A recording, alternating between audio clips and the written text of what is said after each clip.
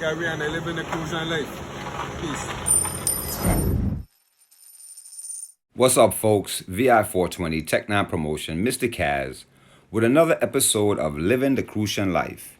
And before we get started, I would like to take the time out to say what's up to all my viewers in Colorado, as well as to apologize for not showing up at the 8th annual Curry Q as was advertised. However, due to the inclement weather and the sudden rise of not one, but two hurricanes approaching the East Coast during the time I was decided to travel, yes, I made the decision to stay at home. So again, I sincerely apologize to those who were looking forward to seeing me perform. And hopefully in the near future, we could make this a reality. However, on this episode, I attack what may very well be something that might be better off left alone. And that is to try to unravel the connection that the Virgin Islands and St. Croix in particular have to Pan-Africanism, Rasta culture, and reggae music. That's right, folks. We will be exploring all of these ideas right here on Livin D Crucian Life. So stick around. Not a competition. I want you to know. No. We're doing Jah works. And Jah works show me hard works to do.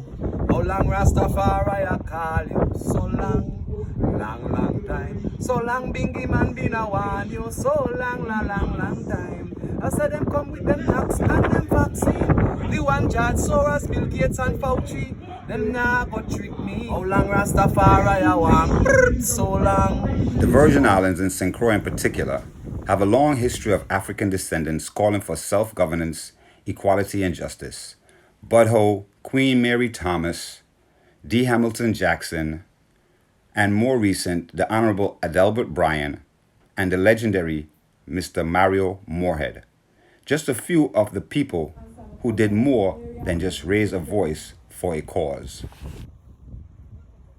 Born in 1832 and died in 1912, Edward Wilmot Blyden rose to significance as an educator and author, and his return to Liberia as the founding father of the Pan-African movement, a movement that was later popularized by Marcus Garvey of Jamaica, and today is the home to those referred to as Garveyites, Rastafarians, or simply Pan-Africans. Become a member. Help your brothers and sisters. We're supposed to employ one another, educate one another.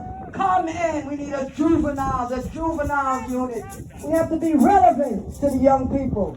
Dr. Umar Johnson.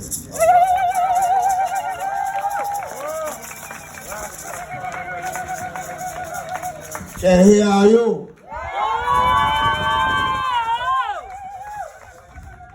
Black power. Black power. Black power. Brothers and sisters, it's an honor to be here with you.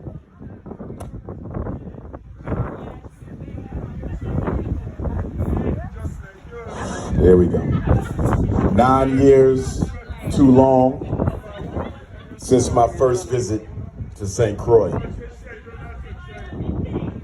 In July of 2012, the occasion was His Majesty Emperor Haile Selassie I's Earth Day celebration here on the island of St. Croix. And now 9 years later, 84th anniversary of the Ethiopian World Federation. The number 9 is a very divine number. It represents the pregnant womb giving birth to the new life. And I believe that on this day, it is time for all of us as children of Africa, sons and daughters of the mother continent, to give birth to a new African consciousness. We have gotten comfortable being second-class citizens. We have gotten comfortable being colonized populations. We have gotten too comfortable letting our children be miseducated by our oppressors' curriculum. We have gotten comfortable being the afterthought of modern civilization. The Creator is not happy.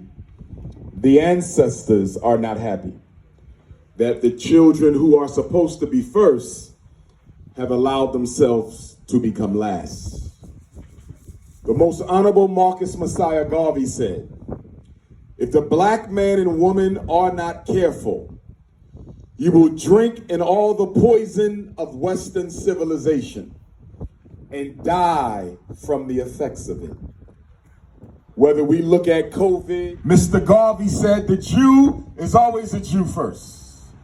The Arab is always an Arab first. And so the African can do no less than to be an African first. Put the agenda and the best interests of all African people above and before our own personal agenda. And I would argue the reason African people suffer so much in this world today is because so few of us have a concept of putting the race before the ego.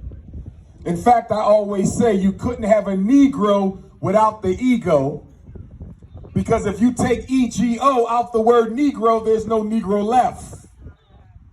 And unfortunately, as oppressed people, we suffer from hyper masculinity at times, to the point where my opinion is more important than yours and everyone else's.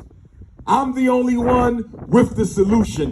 The me-ism and the I-ism that comes from oppression, which forces us to want to dominate discussion, because the white man never allow our opinions to matter much in his discussions. When you look at black on black crime, whether it's in St. Croix back home in Philadelphia, whether it's in Africa, whether it's in Europe, you cannot separate black on black crime from the demasculinization of the African man. The African man is the only man who's not allowed to be a man in the fullest sense of the word, because his masculinity is considered a threat to every other man. And so the destruction and the oppression of the black man has always been a global priority for everyone else. And what happens to all that masculine energy that gets oppressed by the European world order? It becomes pathological, and it comes out into our communities in very dysfunctional ways. Everything from domestic violence to organizational tribalism to me-ism and I-ism and everything else. So if we want to help the African man heal our egos, we're going to have to create opportunities for the black man. We can't talk about black on black crime without talking about the lack of opportunities that we are making for one another.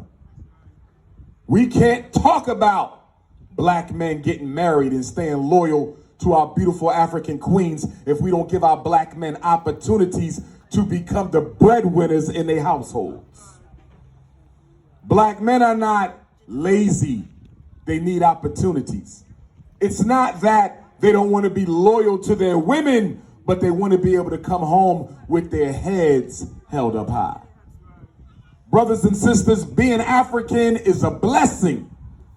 And all those Africans who don't want the blessing can give it up and go on with themselves. I'm beyond the point in my life where I convince black people that they need to be proud to be African. If you're not, so be it. Go your own separate way. You can't be a white man, they don't want you. You can't be Chinese, they don't want you either. The Jews, the Arabs, the Mexicans, nobody wants you. The only home you have is Africa. But we need to also be clear that if we want our people to be proud to be African, we got to give them reasons for it. And those reasons cannot simply be located in the ancient history of our ancestors. Because you can teach an African child how great we used to be. You can teach an African child about the civilizations we used to have.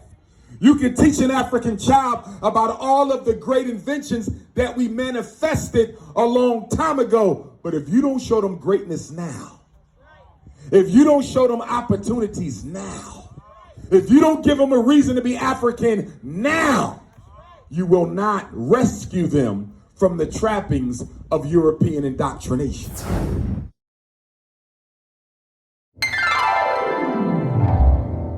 Moving from Christian State in Western Suburb, coming out to Momiju in around 1972 was, I could say, some of the best days of my life. We were the first one of this block. This house right over there, my mother lived, 425 Frangipani. Rasta, the dub poet. I sat with him to find out more about his project, the history of reggae music in the Virgin Islands, and see also how that helped me to connect what I'm pursuing, to understand how reggae music ties in. Yeah, as a youth, I remember, like maybe being 10 years old, my brother and I, we used to try to make our own music. You know, I remember this one, we used to have Some Respect, was one of the first guitar that we had for the old man, and we used to beat in buckets. We couldn't play guitar, my sister had a guitar, we used to turn the guitar over and beat it like a drum. And, you know, loved going to see bands like Soul Busters, Dysonics, you know, I was amazed with Tony Richards and his brother Bobby Richards. He had Solly T. People I know now didn't know then as a youth. And just I always loved the fact of performing. In fact, we always said we're going to start our own band. And then I met my neighbor who had was Kaunda, Iwasi. He had a sister named Nita, Aisha, Reba, Shirley. And yeah, man, we gelled. And around 77, 78, that's when David and Frederick came and flooded out. I mean, they had cars full of this whole park. Brought cars from the street out there and brought them right back in the park. We used to go up there by Blue Mountain, engineering some waterfall and shaking out our roots and stuff, putting aloes in our hair, and that's when the re-cement used to come. The people who lived there got flooded out. In fact, Reds, who had the racing car Mango, who lived in that house right there, they were totally washed out. So that left house there for the Natty Dread them to take over. We took a room. In fact, I painted a picture of His Majesty, and it became the House of Dreads. People came from Trinidad, New York, and stayed at the house as residents, you know, right there in the yard, and for years. And then it was this same park where we had the Bingi. It was 1980, the 50th anniversary of His Imperial Majesty, and I never see so much Rastaman in one place. Rastaman came and blazed tree stone all over the park, and then late in the evening, that's when we got Kasha Heads, Zionese, and Cultural Foundation. And you know, my brothers and I, Asani, Shamali, you know, and you know, maybe Ayami, we always had a love for music. So hearing them live band playing reggae music was a joy, you know. Still, the memories still live with I and I. But what I used to like to do is write, and my brother Shamali, who you mentioned, you know, he used to like to DJ. So my room was next to his, and I used to hear him playing Linta Kwesi Johnson. You know, England Mama. Is a bit. Yeah, England. Mama, I even have a thing of Mama in here. Yeah. And somehow when I went to school and I said write poetry, my poems always came out like that, you know, in dialect. And I was glad that he had a thing called dub poetry. So people much know me as dub poet. I used to do a lot of poetry for special occasion, you know. M20 for youth. I did one, you know, in fact, last year I was featured by WXTX in an emancipation poem, which I could share. So whenever you have activities, and I kind of just did it because nobody else was doing it, and I think the story behind the holiday used to have to be demonstrated, you know. And I said, I think poetry was never enough.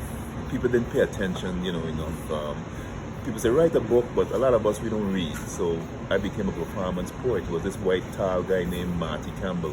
He took his time and wrote one of my poems out, and from that I just started performing it called Live by a Rastafari, which was a poem he used to have this picture called Fridays, something like you know, Saturday Night Live, where he had a comedian, and the comedian used to put a map on his head and had a chicken, smoking a chicken and making a big joke about Rasta. That really offended me, I you know. remember that. I did a thing called Live by a Rastafari, as a Rasta man speaking about Rastafari. And from then, you know, I had a drummer named Shami as well, Thomas. He provided some of the videos I have here. We used to go in the community and just do a little poetry with drums and flute. That's why you see that, for me, it says evolution of VI artists in the Virgin Islands and reggae music. Rastafarian perspective. And people will come and say, but this is from my perspective. In my perspective, it was just drum and flute. That's why you saw my thing start with some drum and flute, some poetry. Then it kind of grew. Some of the challenges, as you know, I find that we don't document a lot of our stuff.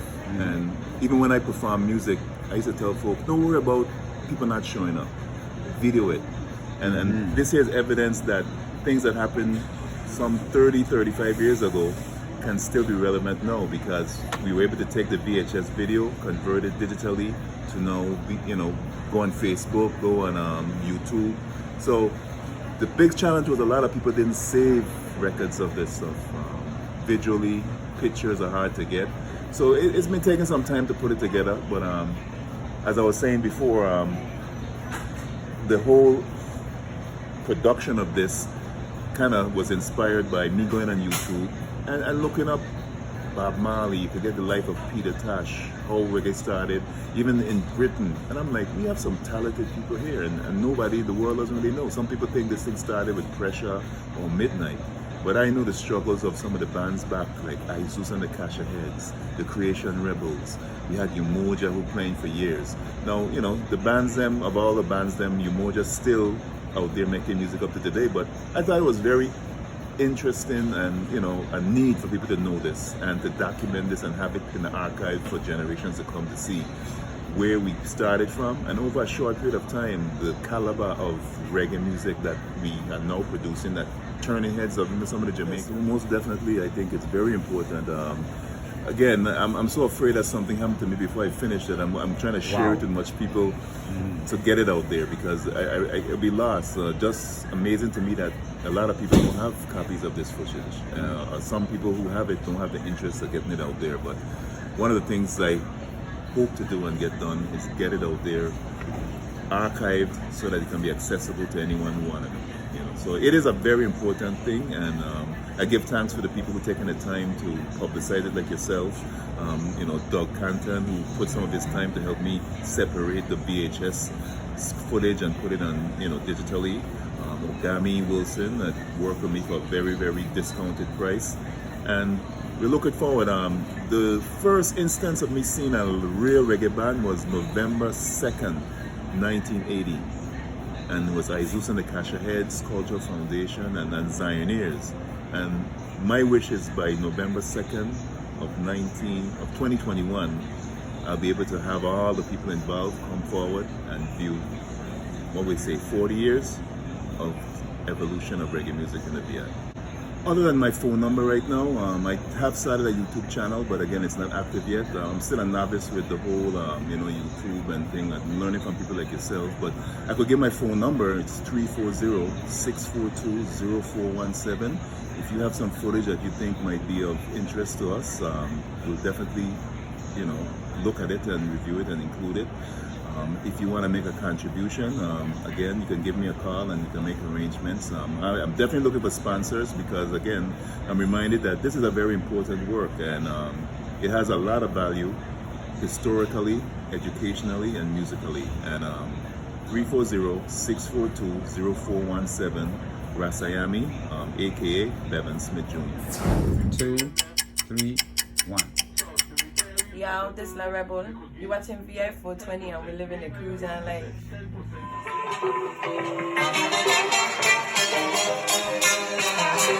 First, I want to say big up my Wise, my people. Happy minded people, don't let no one trick it. The king speak to you. Icebox International sound in the mix. Illusions, upon illusions. And to the people, they made it look like all beauty beautiful construction. I want to say big up to all the people east to west in St. Croix, you know, and keep the fire burning with the music. It's this music that keep me coming forward to St. Croix, you know, and it's all about this message in the music. So that's why I just keep playing the music that I play, you know. So keep the big works up, big up every time.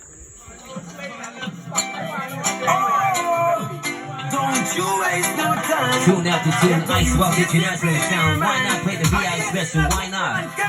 Pop-up style. Waste your time. Don't waste no time, right? Ice Walk International Sounds in town. Got the music locked in the box. Why not play it? Many call Ancient King. Why not? Let's go.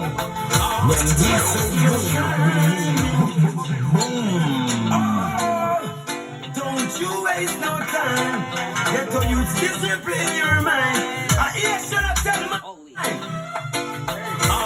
waste no time. Waste no time. Rasta say, do no crime. If there is anything to do, discipline your mind. And yes, I see same time.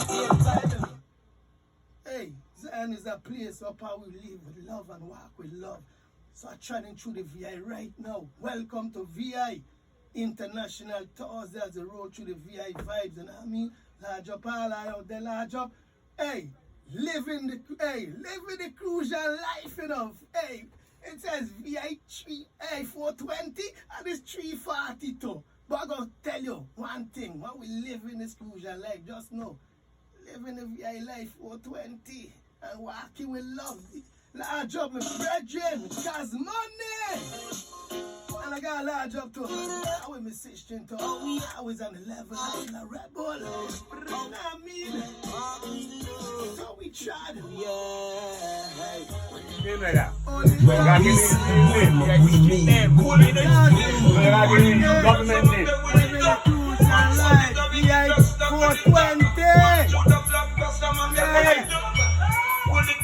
The Pan-African movement and Rastafari culture shares a symbiotic relationship.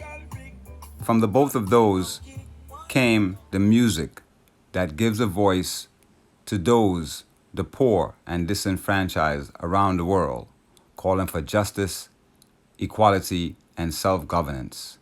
With it, it carries the sound of the heartbeat, the boop-boop, the boop-boop, and the love for this rebellious music, as it is labeled by the powers that can be heard today in the production of music like Ronnie Benjamin, longtime producer of the Midnight Sound, along with Ras Element and Tippy, I-Grade Records. DJs such as Ninja P, Ras Isaiah, and Hilltop continue to focus on that rootsical sound that gave the platform to the next generation of regional artists to express themselves as Pan-Africanists, Rastafarian, or simply as just lovers of reggae music.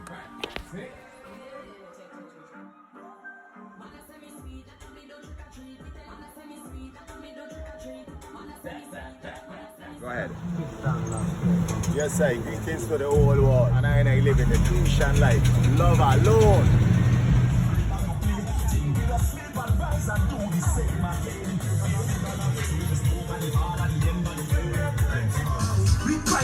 Yo, they gotta go.